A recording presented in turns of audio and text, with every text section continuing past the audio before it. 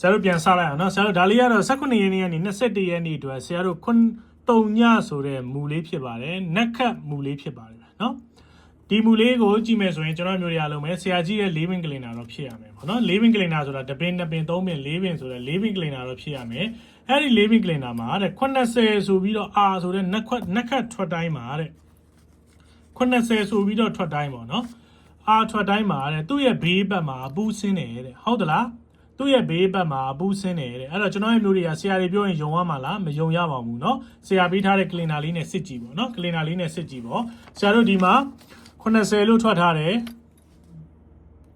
သူ့ရဲ့ဘေးဘက်မှာအပူးတီ88လို့ဆင်းတယ်ဒီမဲ့80လို့ထွက်ထားတယ်သူ့ရဲ့ဘေးဘက်မှာအပူးတီ33လို့ဆင်းတယ်ဒီမဲ့80လို့ထွက်ထားတယ်သူ့ရဲ့ဘေးဘက်မှာအပူးတီဆရာတို့ဒီမှာ55လို့ဆင်းတယ်ဒီမှာ80လို့ထွက်ထားတယ်သူ့ရဲ့ဘေးဘက်မှာအပူးတီ33လို့ဆင်းတယ်ဒီမှာ80လို့ထွက်ထားတဲ့သူ့ရဲ့ဘေးဘက်မှာအပူးတီ55လို့ဆင်းတယ်80လို့ထွက်ထားတဲ့သူ့ရဲ့ဘေးဘက်မှာအပူးတီ99လို့ဆင်းတယ်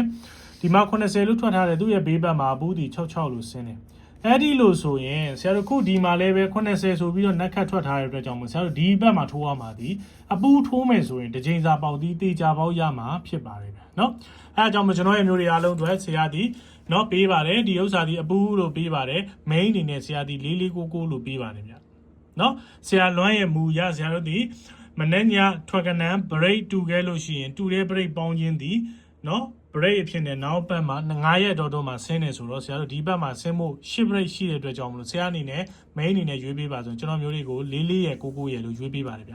ဟုတ်လားခုဆရာရှင်းပြသွားတာကျွန်တော်မျိုးတွေနားလဲလားနားလဲတော့ဆရာ comment အောက်မှာနားလဲတယ်ပဲဖြစ်ဖြစ် yes ပဲဖြစ်ဖြစ် fine ပဲဖြစ်ဖြစ်မှတ်ခဲ့ပေးပါဗျเนาะကျွန်တော်မျိုးရဲ့ man လေးတစ်ခုကဆရာရဲ့ channel မှာပြအောင်ကူညီပေးရရောက်ပါတယ်ဗျเนาะ